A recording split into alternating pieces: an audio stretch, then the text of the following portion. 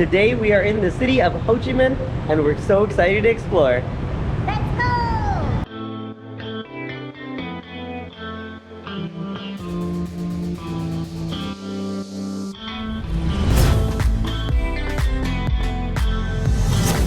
We are starting our day with a walk here along the riverbank, and this is a great place here in Saigon because it's one of the few places you don't have to worry about getting run over by a scooter. There's sidewalks along the riverbank, so it's such a nice walk.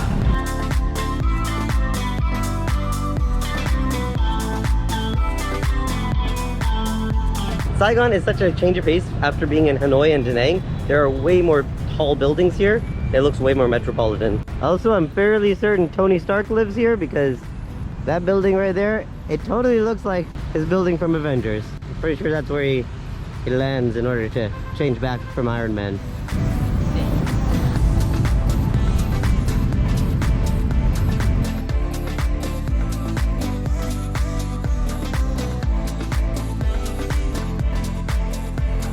All right, now we're trying to leave the waterfront, and in order to do that, we gotta cross this crazy road, and there's no lights or anything. You just gotta kind of go for it. Yeah, you gotta have to gamble every time you cross the road.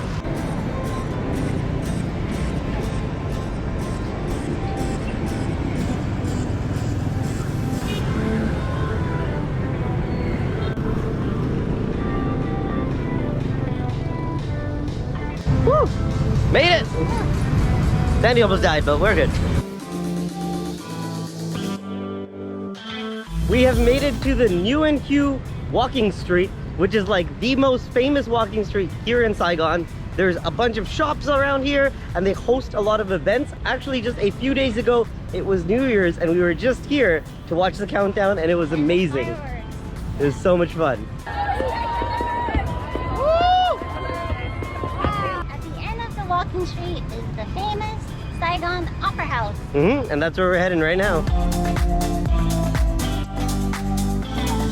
It's very, very hot today, so I think Sandy's gone crazy.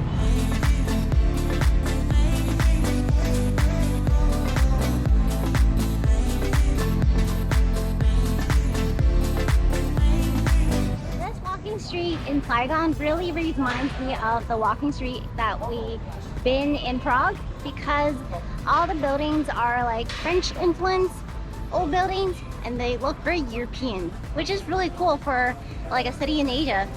It is very hot though. Yeah, I think it's like 32 degrees today. 33 degrees. Too hot.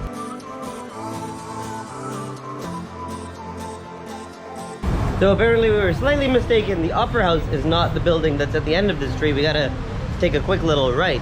The building at the end of the street is the People's Committee building, which is like a government building, and it was actually built by the French in the early 1900s, and it's still used today, and it's a really beautiful building, so we'll probably check that out afterwards as well. But first, let's head to the famous Opera House. And it's right over here. Oh, it's very pretty. And there's a nice little pathway to get there as well.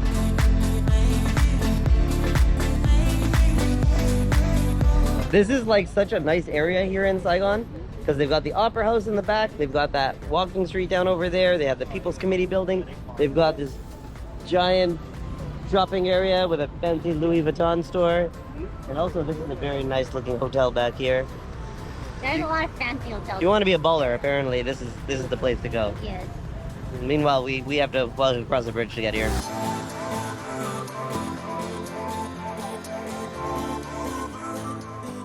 We have left the Opera House and now we are near the People's Committee building, and this building is like so stunning up close. It's actually enormous. Mhm. It looks so small while we're walking towards it, but once we got here, we realized it's so big. It's like 2 blocks. Yeah, it takes up 2 blocks basically, which is insane. And it has like this European style to it, and it looks just absolutely beautiful. Super useful. I don't think we can go inside of it because I'm pretty sure it's just like an actual government building that's still used today, but Unless you're a government official, I don't think you can get in. it's beautiful from the outside though.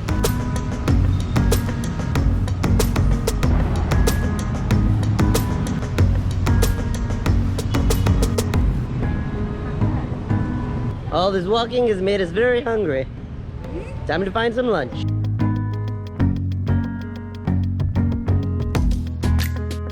banh mi, and usually they cost about 20,000 to 40,000 dong, and this place is like 120,000 dong. So let's see if it's worth the cost.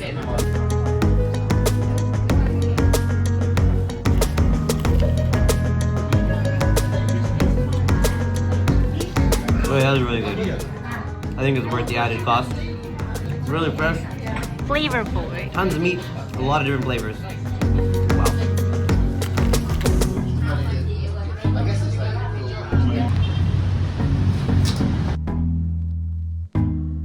We're making a quick pit stop at our favorite coffee shop here in Vietnam. It's called Paseo Coffee, and their Americanos are really good because we find it's kind of difficult to just get like an Americano in Vietnam. Black coffee. It's hard to find. Yeah, these guys are good, and their like wraps are really, really good. Especially the cookies and cream one. But we're too full right now to have that, but maybe later.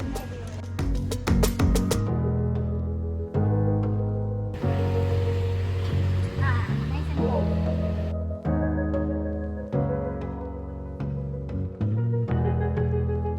So we are now here at the Unification Palace, which is a historical building from the Vietnam War era. And I think there's like a bunch of stuff to see inside. It's basically like a museum, essentially. We're excited to check it out.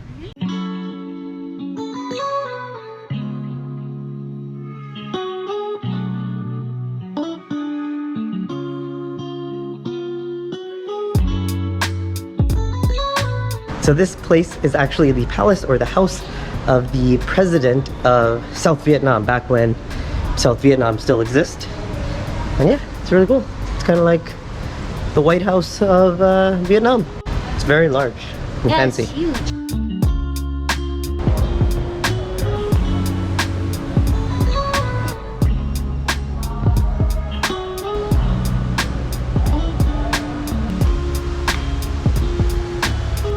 We have made it to the president's room. This is his closet. This closet is bigger than my entire apartment. Yeah, sadly it's true. The president's bedroom is also bigger than my apartment.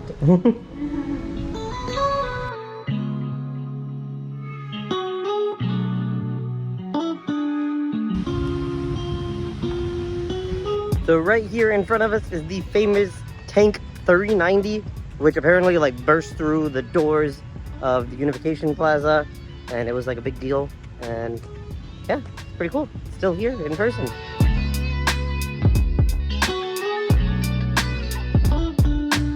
We are all done with the Independence Palace, and I would highly recommend checking it out. It was super nice to see, and the fact that you could just walk around all of it and see all of the different rooms and see what they were like back when the president of the Republic of Vietnam lived here is really cool. And make sure you give yourself lots of time though, because it does take quite a while to walk through all those rooms. And make sure that you go down to the basement floor, because there's like a film archive and you can watch a little video about the history of Vietnam, which is really cool. But now it's time to go and probably go and get something cold to drink because it is so hot. And I feel like I'm melting. Look at your sweat. It's so sweaty.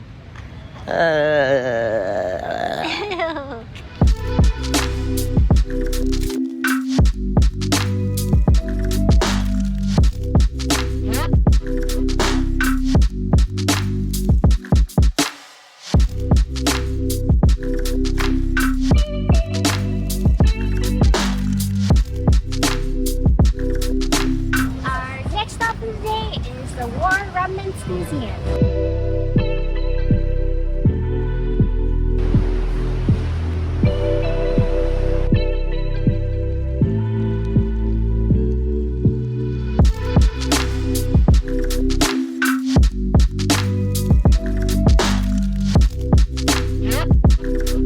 We just finished with the War Remnants Museum, or the War Museum here in Ho Chi Minh, and I think that it's a place that everyone should come to.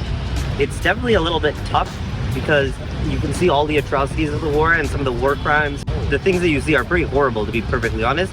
We didn't film very much in there because some of the photographs, they're just, I feel like I shouldn't take photos of them. But I think everybody should come and see it, just so you can learn a little bit of the history of what went on here in Vietnam during the wartime. But yeah, I think we're all done with that, and I think we need like a little reset and probably go grab a coffee or something and just chill out.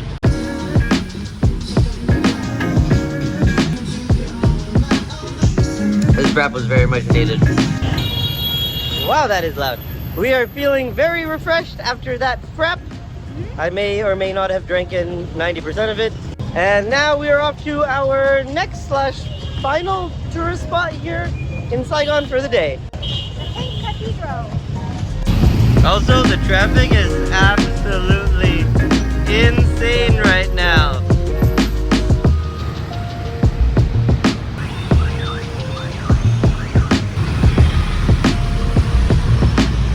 We have made it! Oh, is it?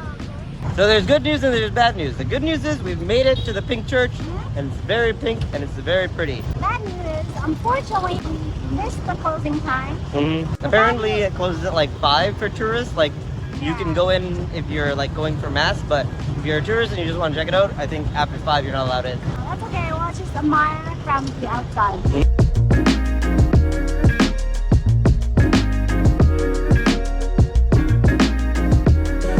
Although the day didn't end exactly as planned, we still got to see the church from the outside, and it's really beautiful. And we had an amazing time just wandering around here in Saigon today. I know, we actually accomplished a lot. Went to a lot of museums, saw the palace, saw the church. And we have a really exciting day tomorrow that we are so stoked for. We're gonna go and visit the famous Kuchi tunnels here in Saigon. If you guys are excited for that, and if you guys have been enjoying the video, make sure you guys give it a like and subscribe to the channel if you haven't already. See you guys tomorrow, bye! Bye!